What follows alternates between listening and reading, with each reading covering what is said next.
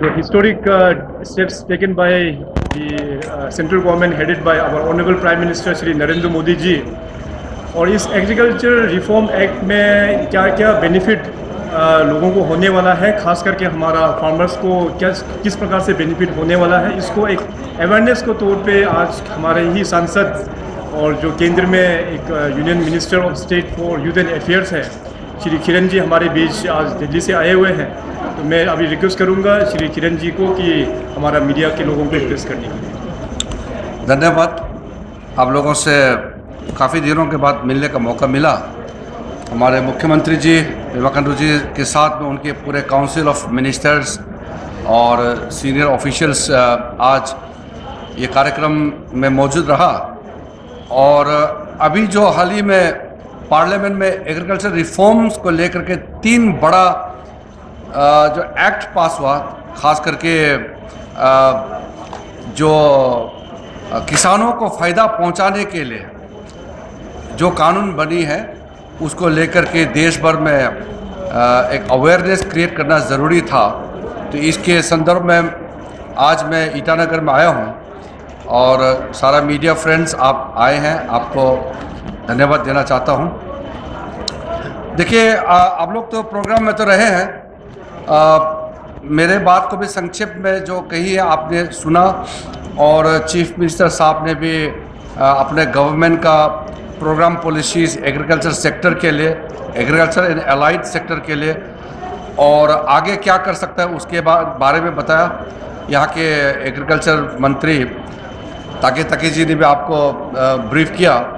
मैं ये कहना चाहता हूँ कि जो अभी बड़ा एग्रीकल्चर रिफॉर्म्स का जो कानून बनी है, जो एक्ट में बदलाव लाया है, इसका फ़ायदा पूरे देश भर में सबको मिलने वाला है।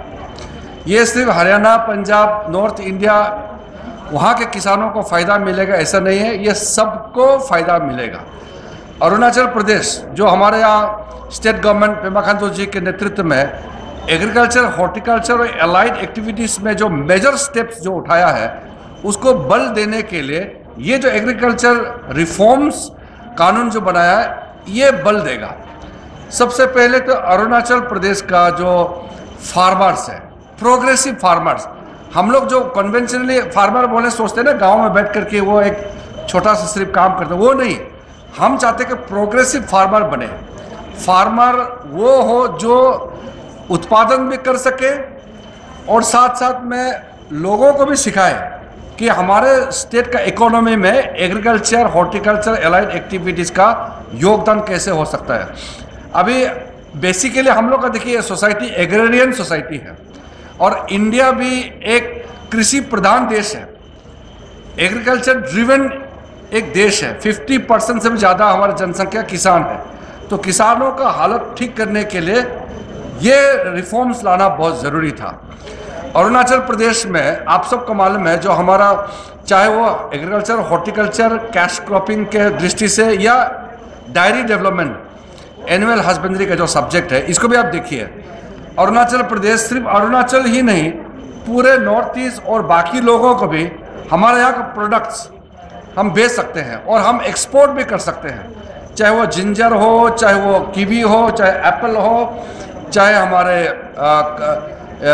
अनारस हो, या टी, कैश क्रॉप में टी, रबर, या हमारे जो नॉर्मल एग्रीकल्चर प्रोड्यूस है, सारा चीज़ को देखा जाएगा तो अरुणाचल एक मेजर एक्सपोर्टिंग स्टेट बन सकता है। तो उसके लिए जो यहाँ के स्थानीय सरकार ने जो फैसला उठाया और जो अभी एग्रीकल्चर रिफॉर्म्स एक्ट बनाया, ये दोनों मिलकर के अरुणाचल का आने वाले दिनों में agriculture, horticulture and allied sector में बहुत उज्जवल भविष्य मुझे दिखाई देता है। We have a very bright future in Arunachal Pradesh in the agriculture and allied sector, and most of our youth will be able to create a position for themselves in this sector. Government will provide all necessary supports either through the Government of India schemes or the support system created by the state government. So once we define the progressive farming sector where our youths can come and join, then I think the capacity will increase. हमारा capacity तभी increase होगा जब उसमें आमदनी आएगा, क्योंकि आप खेती बाड़ी करेगा उससे आप इनकम नहीं हो सकते तो फिर कोई अट्रैक्ट नहीं होता ना। पढ़ा लिखा लोगों को क्या चाहिए? पढ़ा लिखा लोगों के लिए कोई भी सेक्टर अट्रैक्टिव होना पड़ेगा। अट्रैक्शन कहाँ से आएगा? जब वो प्रॉफिट मेकिंग होगा, जब वो आपको अच्छा इनकम देगा, जिससे आपका लाइफस्टाइल, आपका सारा जो वैल्यू ऑफ लाइफ उसमें इजाफा होगा। तो ये सब के लिए अच्छा कानून, अच्छा नियम, अच्छा पॉलिसी बनाना बहुत ज़रूरी होता है। इसके लिए आज अरुणाचल प्रदेश के खास करके जो प्रोग्रेसिव फार्मर्स है, किसानों को मैं बधाई देता हूँ। और अरुणाचल का लोकल एमपी होने के नाते मैं प्रधानमंत्री जी को धन्यवाद देना चाहता हूँ on behalf of the people of Arunachal Pradesh, कि इतना लॉन्ग विजन और लॉन्ग टर्म को सोचते हुए इतना बड़ा आज़ादी के बाद पहले बार एग्रीकल्चर रिफॉर्म्स का कदम उठाया है। और 2022 तक 22-23 तक हिंदुस्तान के अंदर में हर फार्मर का इनकम डबल होगा। ये प्राइम मिनिस्टर का लक्ष्य भी है और इस दिशा में काफ़ी काम भी कर रहे हैं। और अरुणाचल को आत्मनिर्भर अरुणाचल बनाने में भी ये एग्रीकल्चर रिफॉर्म्स का जो भी कदम उठाया है ये बल देगा। मैं अरुणाचल का सीएम साहब को, पेमा खांडू जी को भी धन्यवाद देना चाहता हूँ कि पहली बार कि अरुणाचल सरकार ने agriculture, horticulture and allied activities को प्राथमिकता दिया है।